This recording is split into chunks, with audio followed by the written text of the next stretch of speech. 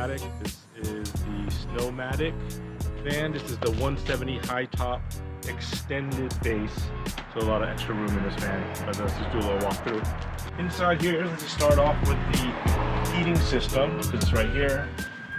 The way that this works is the Espar is that the heater unit is actually off on this side here. That's where the heat comes from. To get this thing started, it's just a touch and turn. So one button kind of turns this on, allows you to set the time that you want on this, and then you can set the heat. So, oh, sorry, goes the heat here. You set the degrees. So you say, is it 75, 76, wherever you want it to be. You use the turn dial to change it. Hit that one more time, and you set the amount of time. This can go from as low as 5-10 minutes, just all the way to infinity if you want to. As soon as you're ready for that heat to go on, then you press the button one more time. This goes on, and then this guy will going, and on's going. The light is red around the ring, and then this thing will start kicking on. The way that this pulls is the diesel from the van. So make sure that you're above quarter tank in the gas, and then it starts kicking out as it's running. It won't turn on now because it's too warm outside. But when this diesel heater starts running, the exhaust is out the side here. So just make sure you know that fumes are coming out from there, and then you don't want to make sure there's no tanks on the side of the van. So to turn this thing back off, it really is just one button press. You click this back on the heat again to off, and hit it one more time, and then you're off. And that's it. So we have a fire extinguisher here. These are your lights. There's a few lights throughout. There's a click and a dimmer go on. That's just the main cabin lights. There's a light on the side here for the bathroom. This switches on, and a dimmer as well. We'll just keep them on for now. And then we have on this side here, this has a storage space up top. These are all custom magnetic shades. They all fit in an individual window, custom sized. This one example would be for the side window up front here. They all snap in with magnets. They're all tucked up in here, and you kind of have to find the place for each one. Also up top here, if you have the Starlink, I still have the box in here, and we'll go over that later. And you also have a overall manual that's created by the old user. And you can look through this. If this tutorial isn't enough, you can read some documentation about how the van works too, but hopefully the video is enough. But this is stored up in here too as well. Okay, so you have plenty of storage in this van. You have this on the side. These kind of flip up throughout. This kind of becomes the repetitive situation down in here too. A bunch of like pull-out drawer storage is in here. This has a track system for the seating. Right now we just have the 3 seats, the 2 in the front and then this one in here. You can do another seat in here too. You can just let me know in advance if you need 4 seats. I usually just ask the renters before they come out whether or not they're going to want the extra seat. Sometimes you want the seat out if you want to fit more cargo, or you have a dog bed or something else you want to bring along and you're only 3 people traveling. So you have an option to go 3 seats or 4 seats, or even take this out if you need to as well. Just let me know ahead in advance. So back here you still have the same thing, the storage. The difference in these is the storage is here is that here's the main compartment, the main kind of hub for all the controls in the van. In this case here, this has a bed lift system in here, and this comes down by the controls of this bed lift control. The water pump is here too, so basically the bed lift control is up or down. On automatic kind of motorized system to pull down the bed. So you can sleep 4 in this van, 2 up top here and 2 down below. I'll show you how to convert this van a little bit later. But if you're only traveling with 2 people, it's great to keep the bed with the pillows and the blankets up top here. And then you don't really have to make your bed. You can always just keep everything up top here and then tuck it away when you're kind of done. So keep this out of the way, and you can keep this face down below as a nice little seating area that you have with the table. So we're going to tuck this one away. Although we also have here up top here is your water pump. So it's about a 40-gallon water tank system in here. When you need to turn on the water, you turn on the water pump. This goes on, you hear it kicking on, and then this guy will run, and the shower will run as well. You have the shower to run here, and that is just the 2 water systems that you have in this van. You can see the water level here. Right now we're not totally full. We need to fill this up. It's at about a little over a quarter tank, and I'll show you how to fill that in a bit. Also here, there's a monitor that tells you what percentage the battery's at. We're at 99.8%. We have 4 solar panels up top, and then you can also charge the van by switching on an alternator down over here, but I'll show you that later. But the 4 solar panels provides quite a bit, and you can see how it charges as it goes. But of course, you just need to always be mindful about maintaining, not maintaining, but watching your power level. So keeping an eye on this is always good. So the inverter, so the van itself regularly, the refrigerator and the lights run off the regular battery from the van. We also have 2 batteries that charge the water heater, which I'll show the switch over here, and it also allows for all the outlets to turn on too. So if you need to turn on the water heater and you want the 120 volt outlets, which are all these regular outlets that we have here, you need to turn on this inverter here. And right now in the middle, it's at the off. To turn it on, you switch it to on, and you'll see this is that the lights are on and the inverter's on. Then those outlets and the water heater will be working. If you are plugging into an RV campsite and you want to plug into shore power, and I'll show you where the plug is in the back, you would switch this not to off or on, you would switch it to charger only to the left. And when you do that, then you can charge a battery directly and also run off of shore power. But most times we're just going off and on and using the inverter from here. So that's it for the controls up here. So in the rest of this, you have the shower inside here. This is the Dometic toilet. The way it works, it's not a black water system. It's also a kind of cassette toilet. So you have to dump the toilet manually from a compartment from below. The way this one works though is that the water is filled into here. You would pump on the top here for the water, and then there's a button back here on this side that you push, and that'll run some water. And then to flush it, you pull this lever back here out, and that dumps everything in. And then you want to close that, of course, to keep smells and odors in there too as well. And that's it. I'll send and have a separate video I'll send that's kind of from the Dometic company to know how to use this and how to dump this as well. Okay, so the rest of here, we have just kind of your basic dishwasher soap, hand soap, some cleaning wipes, and your trash can in here. And all of the rest of here, the drawers, just the basic utensils, knives, cutlery.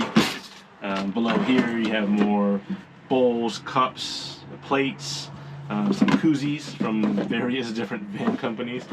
And down below here you have your basics of pots, pans, some Tupperware in here as well. So here's another storage, more pots and pans, and over here. And in the one panel here, there's a little hidden panel on the side here. This flips up, and this is where you will see what you have is the release for the shower and the sink gray water. So anytime you take a shower, the kind of gray water goes into a tank below, and the sink and goes to a separate tank as well. And then when you want to dump it, these are the buttons you would press to dump it, and it releases below onto the ground. So when you click on this, there's a little bit of a sound you can kind of hear. It's opening a port underneath the van and dumping the gray water tank for the shower, and the light is on. If you're doing the sink, you just click this one too as well, and that would open up and dump water. It's okay to dump it on the ground. I think the dirt, as long as you're not putting anything in the shower or the sink that are really toxic, dirt is probably the best filter, I think. But if you're at a dump station, you need to connect a hose to that port, to the underneath, to those tanks, and you need to run that into the dump station. So when you're done with this, to know that they're off, just switch it off and the light goes off, and then you can turn this off. There's also a couple 12-volt ports here for charging too as well. One here has some USB 2 extra. And the other button on here, this is nothing, has no label on it. This is alt, this is alternator. If you are out of power and you need to charge the battery, you're really low, what you need to do is make sure that the van is on, running, or idling, and you would turn on this button here. And when you do that, it'll kind of charge the battery while you're driving too as well. So that's always just a good thing to know. If you're out of, none of the power is working, you want to charge it, or you want to charge it faster, you can turn this on while you're driving. It is a key thing though to make sure that you turn this thing off on this van, this alternator button off when you're not driving, just because it'll start draining the battery from the main the van battery that starts the engine. So that's it. So along with inside this panel, we also have this. This is your registration for the van. And then also behind here too, in the white panel, we have a first aid kit, just the basic first aid kit. But that is in this hidden panel here. Okay. So in here, more storage over here. Usually I put the blankets, these are some sheets to go, and I put pillows in here. You can store whatever you like. You have a very large fridge, an option, and a little freezer up top. And then a smaller little storage down here for this drawer down here too as well. So coming further back into the van as this heads up. When I mentioned about the inverter for the water heater, this is an electric water heater. So it's really fast. It also drains electricity pretty fast. So if you want to take a hot shower, what you need to do is just flip this switch on down here. This will go up. It takes about 5 minutes to heat up about 4 or 5 gallons of hot water. So just get it running for 5 minutes, and you should have hot water in the shower. And then once you're done with it, please make sure you turn this off, because this thing will drain really quickly because it's a really fast electric water heater. And so this right here is a carbon monoxide detector, just a standard thing, and there's a smoke detector in here as well. And then here, I'm going to show you this Lagun table, which takes a little bit of time to get used to practicing how to use this thing. But it's a nice rotating table. The way that it works, and we're trying to show you how to convert the bed, is that this guy turns in a direction to loosen it. So it's like a crank system. What happens though, in this one, you can just unloose it, and it goes to the left to loose it, and then you can pull this guy out. That's the top table. You want to move this aside. This one here, same thing as a crank. You're going to the left, but the problem is you have this in the way. So you can't completely turn this thing out. So it takes a little bit of practice to get used to, but you can do it. So in order to release the torque, you have to pull the thing out and then turn it, and then release, and then turn the thing back like this. Then you're starting to lose it. So then it hits this, so you have to pull it out, turn it, release, and then pull down, and then that releases this thing out. So like I said, it takes a little bit of getting used to if you have another Lagun table, but it really is a simple system. It's just how it works with releasing the torque of pulling this guy out and then turning it and then releasing it so that it does provide torque. So say you're going backwards into it, you have to pull it out and then tighten it that way, and this tightens it back up. But for now, for all purposes, I'm going to show you loosen this thing out so that I can show you how to set up the bed, the lower bed. So this slides out. This piece and stuff I want to tuck below, but let's look over here. What this table acts as a platform, and it slides right into these two slots over here. One goes over here, and you want to move this bed piece out of the way. The second platform is here. It's tucked underneath this bed. So this guy will come here. And it slides right in the middle just like the other table. Like this. And then for the bed to pull out, you take these two out cushions, the back cushions, and they slide right in the middle here.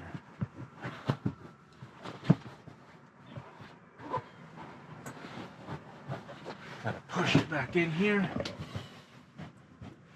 and then you can do what you want with these pillows, but that's pretty much how the bed works. So you got a nice memory foam kind of pillow bed here. This piece can go wherever you want to. Usually tuck it back into that place where I had the platform before.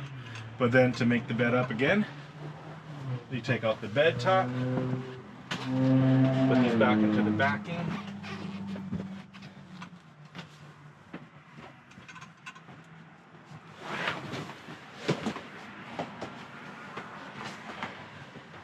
This guy goes back up here. One goes to the side. Take out your panel. Take out this panel.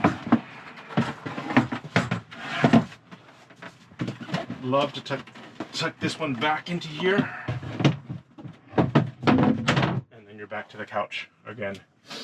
These cushions, sometimes I just put them right in the middle here. That's really whatever you want to do with them.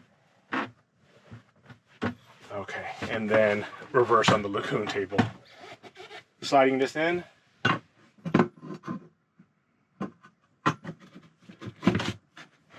Get the torque going, get a pull out, and then twist until it gets tight.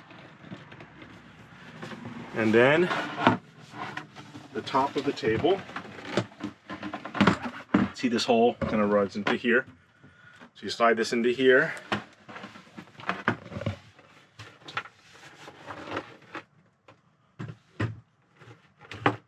And then you have to torque it. So you can actually spin this table enough where you don't have to do that pull out technique. You just make sure it clears the table, and you can turn this thing and tighten it this way like that. And then lock it into where you want it to be, and boom, you have a table. The only other thing that you have to think is, like when we're talking about the water fill, is underneath here there is a fill. Just fill off and fill on if you look down underneath here. So when you need to fill with water, you're going to turn this guy to fill on, like that. The water pumps on with this guy. You leave it on fill on, and that will allow you to fill the water into the tank. And I'll show you in the back how to do that. When you're not filling, you want to be on fill off. That's it. Yes. So on the rest of the van, and all over the van, you have all these kind of awning windows. These just kind of open. They all have screens, so you can just get some fresh air going. Just cross currents up in here, and then two on the other side too as well. So let's hop over to the back. Let me show you how this water gets filled.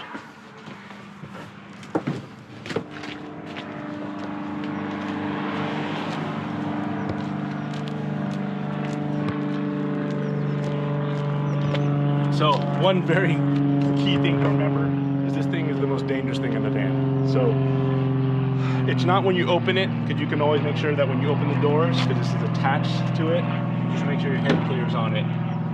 But for safety purpose, when you close the van, do not close it from the door like this, because what happens is, you can see this thing can hit you right in the back of the head or the front of your head, depending which way you're looking.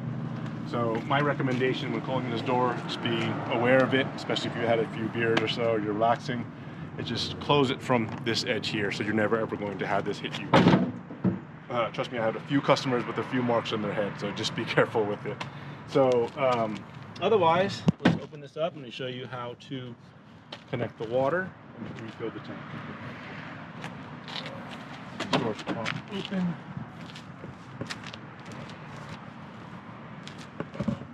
On the back here, you have a little compartment here. This is your water heater. The one where I told you the switch on the inside here when you turn it on. But in this case, you never need to touch this. This is always set to go. When you need to fill the water, you had to turn that valve onto fill on, like as I just mentioned before. And then where you want to connect your hose and your water is to this. This is the water filter and this. So a hose will go into here. You screw this into this point here. And then you open up this valve here. You can see it needs to go straight. So this goes straight here, like that. So the hose goes in, then just turn on the water. The water goes in, you'll fill the tank. The tank will be filled, you hear it, it'll start dripping out the bottom. It hits the overflow, and then that's when you know the tank is filled. So then when that's done, you shut this off, close it. This guy goes back in here. And then you go over to this fill valve over here that says fill off and turn it to fill off. So fill on is when you're filling on and you're filling it. Off is when you're not filling it. Okay. This plug here, as I was telling you before, about on the inverter, if you switch it to charger and want to plug in and charge the van from shore power, you can get an extension cord and connect it to this, and this will charge the battery and also just run everything in the van too as well. I rarely use this, but sometimes if you're out of battery, you can charge and plug it from there too as well. So that's it for this. Let's close this up.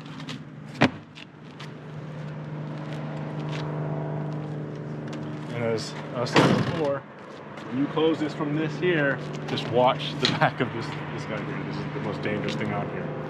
Oh, sorry, I did miss one thing. On the side here, these are the gray water hoses that you can connect underneath to the gray water tanks if you need to dump to a dump station. And also on the sides back here, this is the white hose that you connect. This is for fresh water. White hose for fresh water, gray hose for gray water. So this was the hose you can use to connect to for fresh water for filling the tank. If you don't have a hose, most campgrounds do have a hose. And then back here is where I'm keeping the, these are the magnetic shades for these back ones. And like I said, everyone fits custom, but these go back in. I just leave them back here just because at nighttime, you don't want to have searching for the back ones. They're right here in this pocket, so I just slip them back in here. Okay, let's close this up.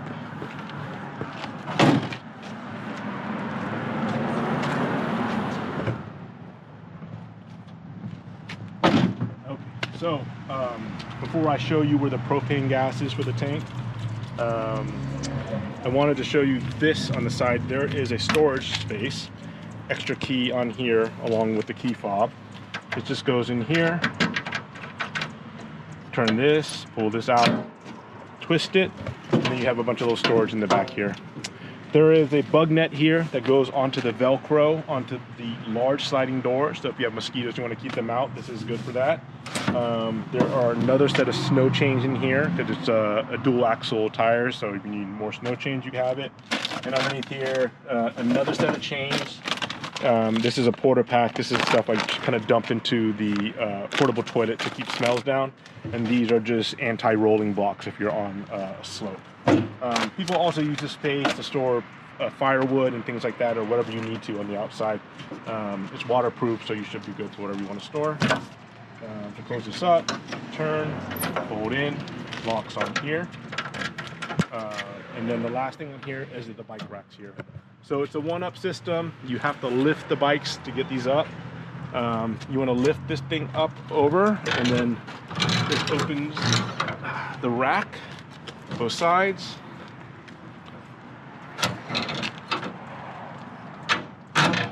And over and out. And then you're going to slip your tires into here, and then close them back onto the tires, and that holds it. It holds two bikes. So one bike here and one bike here in the rack. So that is the bike rack system. Continue on to the outside of the van.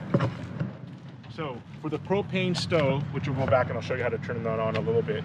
When you want to open up the propane stove and to use it, there is the tank down underneath here. So here, right here, there's a little thing, there's actually a verbiage on there that says vapor.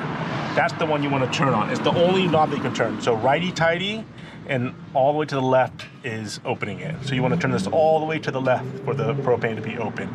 And that needs to be open for you to be able to run the propane stove, which I'll show you how to turn on when we go back inside. And then when you're not using it, turn it all the way to the right to turn it back on. So we'll leave that open for now so we can run the stove. You have a ladder on here too. There's not really much to go up top and do, but if you need access or store some stuff up top, you can. And then this ladder is ready to go. Okay, to start this, the propane gas stove, we have it open. You basically turn this thing to light here. You push this in and then you hit the starter, and then it goes this way. The same for the both. Just to note, some of the lines are a little bit slow for the propane. You got to give it maybe like 5 minutes when you open it. Just let it get time to cycle through the system, and then the propane will work. It'd be nice if it started right away and stuff like that, but just give it 5 minutes when you open it, and then it'll start coming through. To turn this thing back off, you just turn it to off. That's it. And the same thing goes for this side as well. So it lights up that way. That's it. And then to turn it off, like I said, you can adjust it and then just turn it all the way to off. That's it.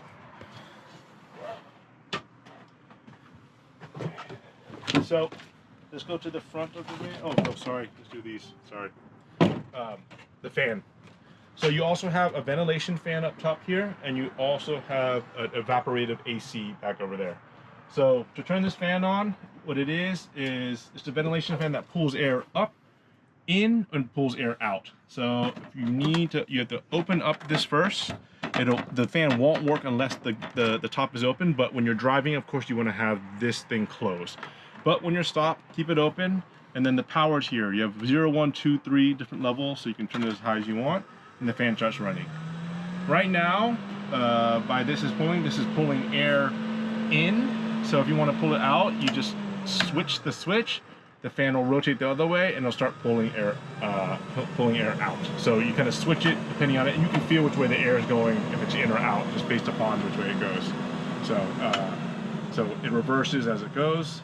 You get to choose on that, and then if you still have this thing on and you close the top lid, it has already a latch on it that makes the fan stop on its own.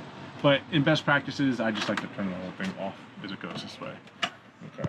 So back here is the AC, so when it's too hot.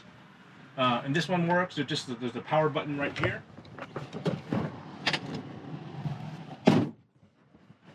One time. Yeah. So here's the evaporative AC, and so for the power button to go on here, this runs off the car battery.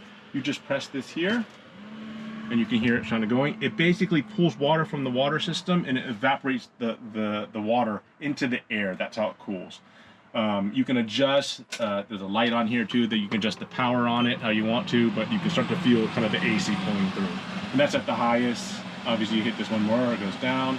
Pretty self-explanatory, and to turn it off, you just hit the button one more time, and then you're done. Okay.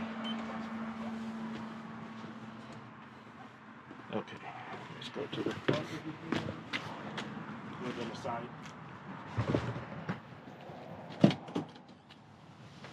Comes in. Okay. So this is the push to start van. Just keep the key within the box. Most of the time, you want to push the brake pedal in before you the start engine. And it'll turn on the thing. This is the parking brake. It's an old school truck brake. Sorry, I got a new sound system in here that I'll show you how to turn off and on to as well. This is parking brake, pulls up to go down. Sometimes you have to pull up a little bit and then push down for the parking light to go off. Other than that, I have a little holder here for your smartphone. To release it, just hit the button, it kind of closes, what's in here. This is an Android CarPlay system. What's really nice about it is actually, if you turn off the engine and you're just kind of relaxing and want to hear music, you can turn on the radio just by switching it down here on this button here. Next to it here is the bass control. You can turn this on, and then you can run the radio without the car being on. Got a brand new system here, subwoofer, speakers in the back, so it's really fun to kind of drive with and have that music going on. And that's it for the van.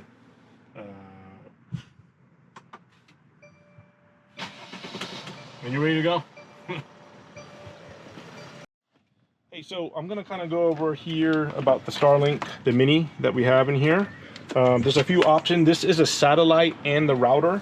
You can literally just shove this thing right on top of the dash, and as long as you have basically pointing toward the sky, while it's better to be to north, you're still going to get pretty good megabytes. This is up to 300 megabytes per second. If you have it angled directly, you can get up there. If you have it kind of just hitting some of the sky, you're still going to get like 150 to 200. So you can turn this on while you're driving if you're in an area where there's no signal. All it is you have a plug that goes into the power source here.